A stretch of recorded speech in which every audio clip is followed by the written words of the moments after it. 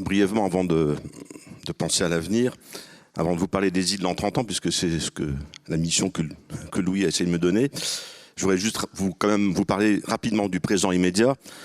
Tout d'abord pour me féliciter de la réussite de cet objet flottant non identifié, ce colloque scientifico-artistico-gastropolitique. J'ai ressenti beaucoup de plaisir à travailler avec des personnes de tous horizons, et c'est d'ailleurs cela qui préfigure peut-être les îles dans 30 ans, une diversité socio-culturelle plus grande que ce qu'on a connu dans les périodes précédentes. Ces rencontres ont été très vivifiantes par le partage d'expériences, de connaissances, d'interrogations amenées par des Iliens proches ou lointains, des chercheurs, des étudiants.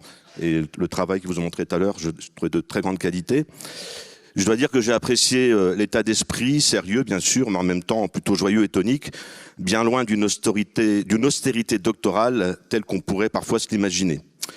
Alors, bien sûr, il y a eu quand même parfois des propos de très haute volée qui ont été un peu difficiles à comprendre pour nous, terriens, au ras des flots. Comme me l'a dit mon compère Daniel, le Molénien, il n'est pas là, mais dans son langage empreint d'une touchante naïveté, propre aux peuplades qui manient les arts premiers, cher à notre feu président Chirac, qui d'ailleurs est venu tâter le cul des moutons à Ouessant, comme l'a rappelé Nono dans un de ses dessins.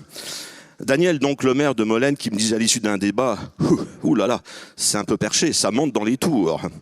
Ou encore Alain, un autre maire de l'IDEX, qui me susurrait la fameuse réplique des tontons flingueurs. C'est curieux chez les marins, ce besoin de faire des phrases, avant de sombrer dans un petit mais profond roupillon digestif. Mais heureusement, il y avait entre les débats sérieux des moments d'échange et on pouvait discuter avec des Iliens. Et j'en ai beaucoup appris sur la biodiversité, notamment avec, alors je ne sais pas s'il est là, notre ami le pêcheur de Saint-Pierre-et-Miquelon, Gilles, qui me parlait des concombres de mer et qui m'a appris que, et vous le savez peut-être pas, mais le nom scientifique à Saint-Pierre-et-Miquelon de concombre de mer, c'est couille de breton. Merci. Mais globalement, je peux vous le dire, les choses ont été très bien cadrées et les échanges fructueux. Je dois reconnaître que pour nous élus, ces exercices de table ronde, de rédaction collective nous permettent de sortir de l'entre-soi qui nous guette en permanence et nous appauvrit en nous cantonnant à des sujets certes importants, mais en même temps très réducteurs sur notre rôle, faire des logements, de la voirie, des infrastructures, etc. Cela nous permet de donner du sens à notre action, de l'essence à notre volonté d'exister, et surtout cela nous oblige à sortir d'une certaine paresse intellectuelle qui nous concentre sur la gestion du quotidien, sans d'autre perspective que la gestion du quotidien. Alors les îles dans 30 ans, le manifeste sur lequel on a travaillé, c'est pas un cahier de doléances qui représenterait les revendications formulées par les trois ordres, les élus, les scientifiques et le tiers-État, avant d'aller porter ça aux monarques qui nous gouvernent. Mais peut-être quand même. D'ailleurs, par curiosité, j'ai relu le cahier de doléances de 1789 de Ouessant et de Molène. Alors, c'était quoi le manifeste des îles il y a 200 ans? Ouessant, qui avait beaucoup souffert des guerres contre les Anglais, on demandait principalement moins d'impôts et plus d'eau de vie sans droit à payer. À Molène, on s'inquiétait du dépeuplement de l'île, avec une population qui était moins élevée qu'aujourd'hui. Et pour le reste, on demandait sensiblement la même chose, avec également des mesures pour garantir l'approvisionnement en eau douce, déjà problématique à l'époque, et des vivres gratuites comme à l'île de Saint. Moins d'impôts, du pain et des jeux, c'est ça le bonheur des îles.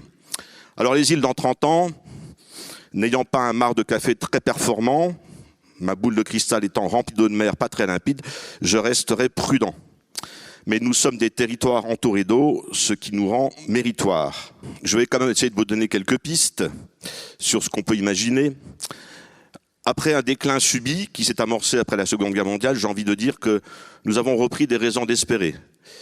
Encore que quand je dis déclin, c'est par rapport à un supposé âge d'or. Un âge d'or où les populations insulaires étaient encore nombreuses, les ports remplis de bateaux, les champs remplis de cultures et d'animaux. Cet âge d'or supposé, il a d'ailleurs plombé pendant des décennies des générations d'Iliens à qui on rebattait les oreilles sur le fait que le vrai Ouessant ou le vrai Molène, c'était celui d'avant, le temps de la marine à voile et des femmes à coiffe, sans beaucoup de relations avec le continent, sans touristes. Alors quand ce monde s'est progressivement écroulé, eh bien en même temps que le passé se dérobait sous leurs pieds, il aurait été impossible d'imaginer un avenir insulaire. Le modèle, c'était le retour au passé devenu patrimoine. Mais d'ailleurs, s'est-on déjà vraiment interrogé sur le fait que pour les gens qui trimaient très dur à cette époque, pour juste subsister avec une société bien cadenassée par les institutions religieuses notamment, est-ce que c'était vraiment un âge d'or? D'ailleurs, c'était tellement chouette de vivre sur les îles que dès que les conditions se sont un peu améliorées, beaucoup sont partis. Et puis ces notions de développement, de déclin sont très subjectives selon les individus. Je me rappelle que dans les films réalisés par Laura Corsi, d'ailleurs je pense qu'on en reparlera tout à l'heure, des films pour des îles, elle posait la question à la fin aux personnes interviewées. Et vous, comment envisagez-vous l'île dans le futur au regard de ce qui vous manque aujourd'hui? Et je me rappellerai toujours d'une jeune habitante d'Ouessant qui avait répondu « Ben oui, ce qui manque à Ouessant, c'est de pouvoir passer son permis de conduire. » Chacun sa notion du bonheur, même si on est un peu loin de nos réflexions sur le développement durable. Donc, on le constate, le déclin ou le développement ne sont jamais linéaires. Alors, restons prudents. Et surtout, comme on l'a très bien vu dans les films de l'INA qui ont été présentés à Ouessant, les problématiques d'aujourd'hui, censées nous propulser dans 30 ans, n'ont pas beaucoup changé.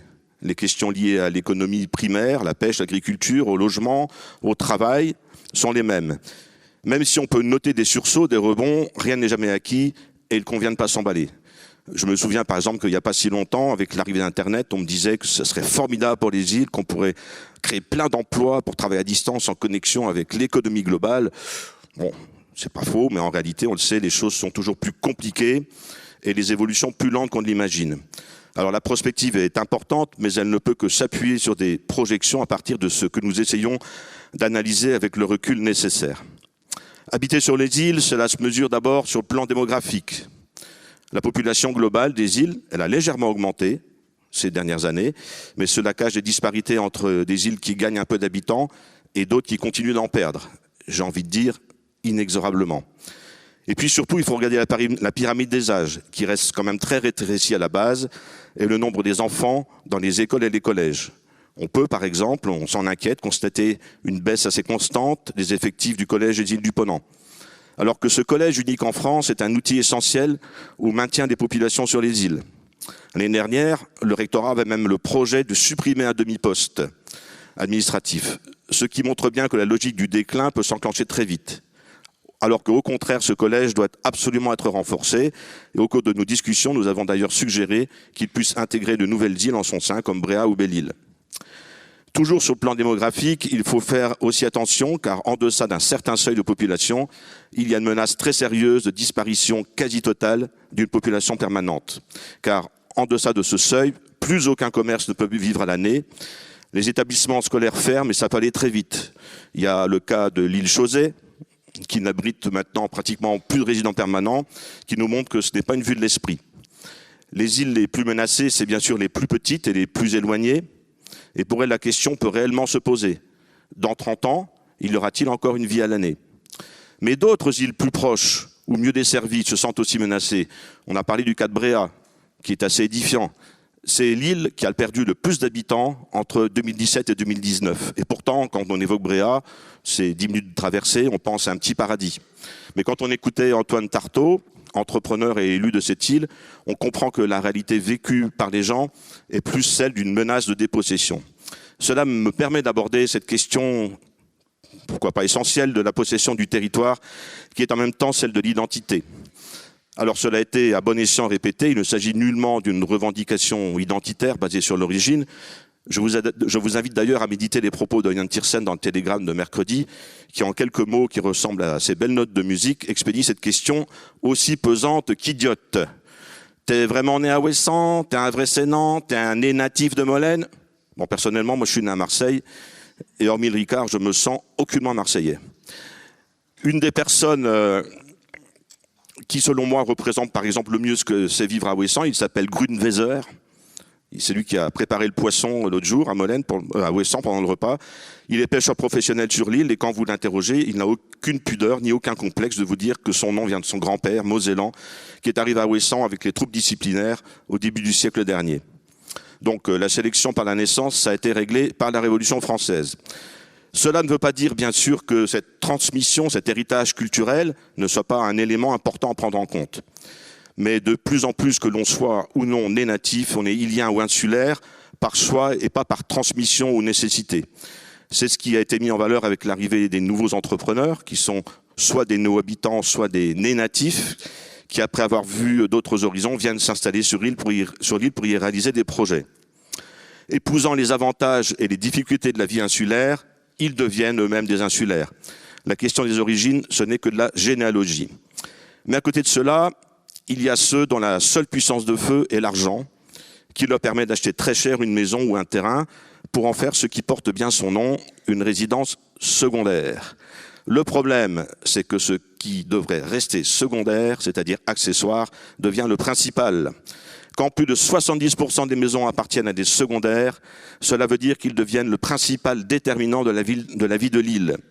Ils fixent le prix de l'immobilier et de la rente, ils donnent du travail à des smicards qui entretiennent la maison, le jardin, ils votent et parfois se font élire, car quand on est résident secondaire, on peut voter maintenant au bout de 2 ans. On devient électeur, pas par une démarche citoyenne, mais tout simplement capitalistique. Cela devient une sorte de suffrage censitaire, où c'est l'argent qui vous permet de devenir électeur. Là encore, ne soyons pas manichéens. La possession d'une résidence secondaire ne fait pas de nous une méchante personne, et certains de ceux qu'on appelle les dorifores ou les chinchards sont bénéfiques et utiles à la communauté. Et d'ailleurs, on devrait parfois mieux discuter avec eux et utiliser leurs compétences. Mais le problème, c'est que quand le poids des secondaires devient majoritaire, ça devient une question sociale qui entraîne un vrai sentiment de dépossession. Alors dans 30 ans, on peut essayer d'imaginer un autre avenir que cette vague immobilière. Et on débouche sur le dernier thème que je veux brièvement aborder, c'est le problème de la gouvernance. Les îles sont des communes comme les autres et elles appartiennent à l'architecture administrative du pays. Et on est en République, c'est bien normal. Les communes, les intercommunalités, de plus en plus, les pays, les départements, les régions. Mais dans le grand mouvement amorcé de métropolisation du territoire, ce sont de plus en plus les grands ensembles démographiques qui mènent le bal. Et les îles, dans cette architecture, risquent de plus en plus de n'être que des périphéries récréatives. Or, si elles veulent maîtriser leur destin, elles devraient quand même rester des centralités politiques, administratives, économiques, c'est-à-dire des lieux où on prend des décisions. Il faut donc, à mon avis, engager une réflexion sur des évolutions qui permettraient aux îles de garder un pouvoir décisionnaire, tout en coopérant bien sûr entre elles et avec les structures du continent. Une sorte de pays des îles, comme on l'a imaginé, une représentativité politique sur laquelle il faut réfléchir. D'ailleurs, la centralité, je l'ai dit, n'est pas que politique. Sur le plan économique, on doit renforcer ce mouvement de production sur place de biens ou de services et pas simplement attendre le touriste à la belle saison. Centralité culturelle également, on l'a vu durant ce colloque. La création artistique, la vie culturelle sont à bien des égards des moteurs de l'attractivité insulaire. Et puis, puisqu'on parle de centralité, mettons sur les rails ce projet de centre de ressources qui doit être un catalyseur de tout l'énorme travail de création présent et passé qui est fait sur les îles. Cela ne sera pas qu'un centre de compilation, mais une formidable émulation pour tous ceux qui s'intéressent à la matière insulaire. Et n'oubliez pas non plus que Louis Brigand arrive bientôt à la retraite. Et un Louis Brigand à la retraite, sans rien faire, ça peut vite devenir insupportable. Alors, pour sauver le soldat Louis, il faut le renvoyer au front sur ce projet et le soutenir. Alors dans 30 ans peut-être, on lui prendra un déambulateur pour qu'il achève dans la paix et la sérénité ses déambulations insulaires. Et pour vraiment maintenant terminer, on a tous mis en évidence en tête que les îles, c'est un territoire limité, et je me permettrai de citer ce que la grand-mère de ma fille, Marie, lui avait souvent répété: être un îlien, c'est se contenter de ce qu'on a. Small is beautiful.